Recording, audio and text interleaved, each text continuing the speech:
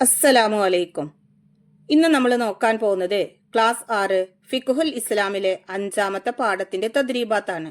ഈ ഷോർട്സിലെ തദ്രീബാത്തിലെ കുറച്ച് പ്രവർത്തനങ്ങളാണ് നമ്മൾ നോക്കുന്നത്. ഇതിലെ മുഴുവൻ പ്രവർത്തനങ്ങളും നിങ്ങൾക്ക് വീഡിയോയിൽ ലഭിക്കുന്നതാണ്. നിങ്ങൾക്ക് വീഡിയോ ഇഷ്ടപ്പെട്ടു കഴിഞ്ഞാൽ ചാനൽ ഒന്ന് സബ്സ്ക്രൈബ് ചെയ്യുക, ലൈക്ക് ചെയ്യുക. നിങ്ങളുടെ അഭിപ്രായങ്ങളും നിർദ്ദേശങ്ങളും കമന്റിൽ അറിയിക്കുക. നോക്കൂ, തദ്രീബാത്തിലെ 1ാമത്തെ പ്രവർത്തനം നെസ്സിൽ ചേരുംപടി ചേർക്കാനുള്ളതാണ്. 1. നായ, പന്നി എന്നിവ കൊണ്ട് നജസായത്. 2. പാൽ മാത്രം ഭക്ഷിക്കുന്ന 2 വയസ്സ് തികയാത്ത ആൺകുട്ടിയുടെ മൂത്രം. 3.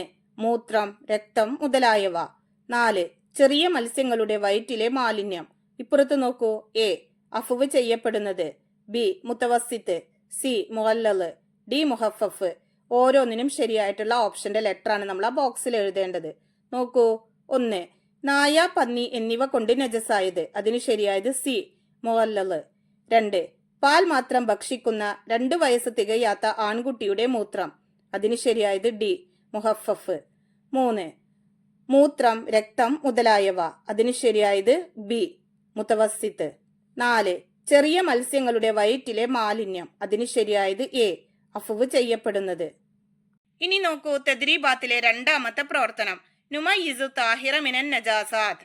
ഇവിടെ നമുക്ക് കുറെ നജസുകൾ കൊടുത്തിട്ടുണ്ട്. അതിൽ നമുക്ക് അഫുവ് ചെയ്യപ്പെടുന്ന നജസ്, അഫുവ് ചെയ്യപ്പെടാത്ത നജസ് രണ്ടും വേർതിരിച്ചിട്ട് ആ താഴെ കൊടുത്തിട്ടുള്ള കോളങ്ങളിൽ എഴുതാനുള്ളതാണ്. നമുക്ക് ആ പ്രവർത്തനം നോക്കാം.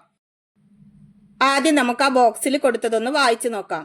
ചത്ത ആടിന്റെ പാൽ, ചത്ത പേൻ, കാഷ്ടം, പാമ്പിന്റെ വിഷം, ചത്ത കോഴി, പഴത്തിലെ ചത്ത പുഴു, കൊതുകിന്റെ രക്തം, വായിൽ നിന്ന് വരുന്ന കേല.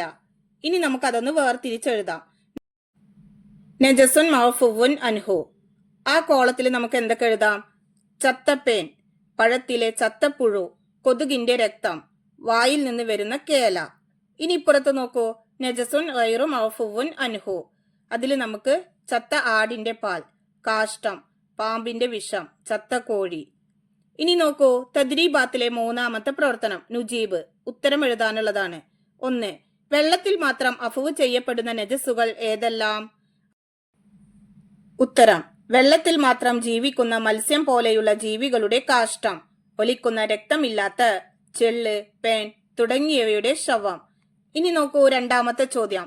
ഭക്ഷണത്തിൽ അഫുവ് ചെയ്യപ്പെടുന്ന നജസുകൾ ഏതെല്ലാം? ഇതിലെ ബാക്കി പ്രവർത്തനങ്ങൾ നിങ്ങൾക്ക് വീഡിയോയിൽ ലഭിക്കുന്നതാണ് ഇൻഷാ അല്ലാഹ്.